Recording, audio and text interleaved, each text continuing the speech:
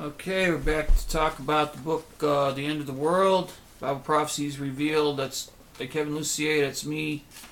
Uh, we're in the chapter on the final harvest. In Revelation 14:16 to 18, it says, "So he who was seated on the cloud swung a sickle over the earth, and the earth was harvested. Another angel came out of the temple in heaven. He too had a sharp sickle. Still another angel who had charge of the fire came from the altar and called out in a loud voice to him who had the sharp sickle, take a sharp sickle and gather the clusters of grapes from the earth's vine, because its grapes are ripe." So in the Old Testament there were two harvests. There was the first harvest, was the harvest of the grains, that was between the feast of the first fruits and the feast of Pentecost. The feast of Pentecost is also called the feast of ingathering. That's when the harvest was complete. That was the feast of the grains, grains and the tree. What was it? Just, I think it was just the grains, if I remember right. But it's the produce of the field, and so that was that harvest. And the second harvest was the harvest that happened just before the Feast of Tabernacles, and that harvest was the feast of the grapes and the trees of the trees of the field, all the fruits of the trees. And but the grapes are in the book of Revelation represent the grapes of wrath. So the two harvests represents the feast of the grains. Is Jesus told a parable about the end of the world, how it'd be like a harvest of the wheat and the tares. They let the wheat and the tares grow up together, and then they separate the wheat from the tares. They harvest the wheat, and he said it'd be like the angels bringing the wheat into the barn. And persecution does that, so that there's going to be a global persecution, and persecution separates the wheat from the tares. It separates those who are real from those who are playing a game. There's a lot fewer people in countries where Christianity is persecuted. That there's a lot fewer people that are fake, phony Christians when they're being persecuted. So that it also helps you to grow. Persecution helps you to grow and put your faith more in the Lord. And if your faith is genuine in the Lord, it's gonna become stronger as you are persecuted. And we see more and more of that persecution in the world right now, around the world. In the United States, we're kind of kept asleep. That's the plan over here for Satan's plan, is to keep all Americans asleep, and ignorant of what's really going on. But if you go into Muslim countries and other countries around the world, Christians are being persecuted. There's churches being burned down, Christians being locked up, tortured, and killed for their faith in Jesus Christ, even more and more all the time. The Bible said that it would be as in the days of Noah. There'd be people marrying and giving in marriage, and it'd be partying and going out doing whatever, and not even thinking about it. And then suddenly the end of the world is here, and they didn't even prepare for it, but in this final harvest, there's two harvests. Okay, and you got to take these harvests kind of seriously in the Jewish calendar. The feasts kind of signify the signs of the times. It signifies specific events in world history that are going to happen. So you got these two harvests, and first one is kind of a persecution that's coming. And let's see, the fifth through the seventh seals in Revelation chapter 6 through 8 speak of these two coming harvests, and also in Revelation 14:16 through 19, and reveal how God will rescue those who trust in Him, and how He will destroy the kingdom of the Antichrist. The fifth seal shows the martyrs who were killed by false religions and by the world system, particularly by the Roman Empire throughout the past 2,000 years. They are waiting in heaven for retribution and for the kingdom of Christ to be revealed. This is similar to when the trumpet was sounded together, everyone together at the Feast of Trumpets. So the Apostle Paul called this the last trumpet. Jesus did say that there would be a trumpet that would sound at the end. He said, when you see the heavens shaken, stand up and lift up your heads, for your redemption is drawing near. So when there's a big persecution like that, and all of a sudden there's, the heavens are shaken, the Bible describes it as the stars falling from the sky. It talks about a mountain being cast into the sea, and the sea turning into blood. And it's really descriptive of what a comet would look like if it hit the planet. So something coming from space hitting the planet, and all of a sudden you see the heavens shake and you see the stars falling from the sky. A couple times a year we go through let's put it this way, whenever a comet goes on an elliptical path, and it leaves a bunch of debris behind it, and every time we pass through the path of a comet, we have a meteor shower, and because of all the debris from the comet. So we actually go through a couple of different meteor showers every year, so we're in the path of a couple different comets. And so it's not unlikely that something like that would actually hit the planet at some point in time. But it could be just about anything. We see the blood red moons coming up. I've got a chapter. In fact, it might even be in here. I'm not sure.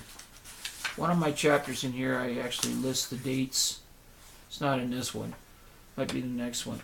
List the dates of the blood red moons and the solar eclipses in here, so that anybody can reference it, and talk about the when Easter is and all that stuff, when Passover is, so that people can look it up and see what's going to happen. You go back to my chapter on the feasts of the Lord and see what could be expected to happen.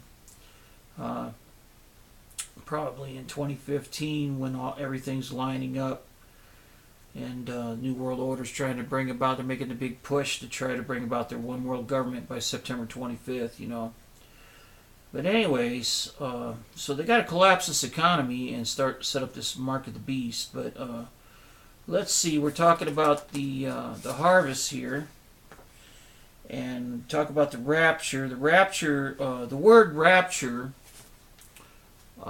is not in the English Bible, but the word that's in the Greek Bible that it's translated from could actually mean rapture. You can use it to say rapture. The word actually means to be caught up or to snatched away like a thief.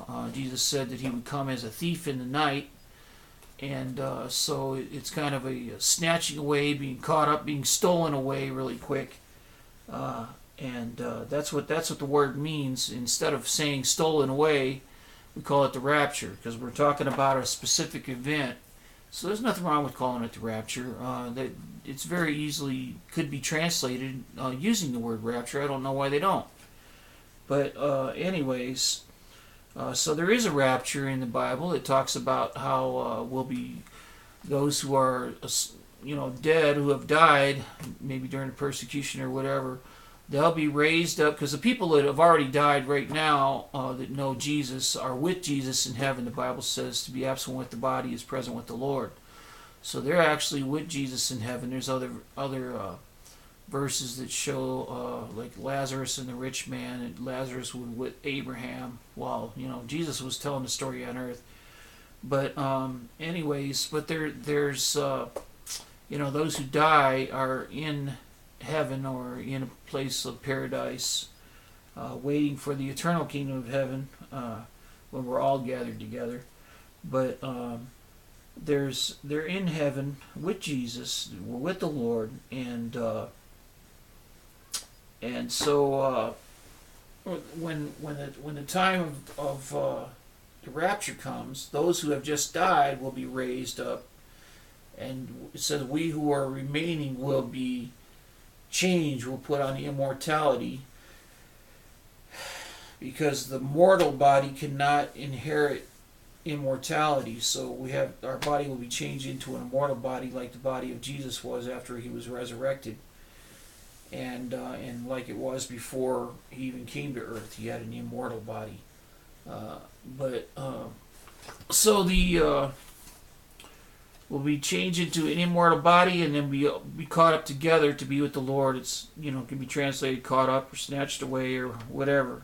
But that's the rapture. It's described in the rapture. It describes it several times in the Bible, and it says that there'll be a trumpet will be sounded at that point in time. Let's see, and the angels of God will go ahead and gather all the elect. And then God's wrath will be poured out, with this great comet that comes. Jesus said when you see the comet come and stand up, lift up your heads, that's when the rapture occurs. And then, in Revelation, you see the 144,000 people, the Christians that are physical Jews that are in heaven, and then an innumerable amount of people from a number of people that can't be counted from all nations of the world, also in heaven at that point in time. So that's the rapture. Everybody's captured up to heaven. Let's see. When he opened the fifth seal, I saw the under the souls. So this is talking about the different seals that are opened, and what happens here. We are called to love people into the eternal kingdom of heaven. I think that's about the gist of what needs to be covered in this subject here. I got a couple more pages on this.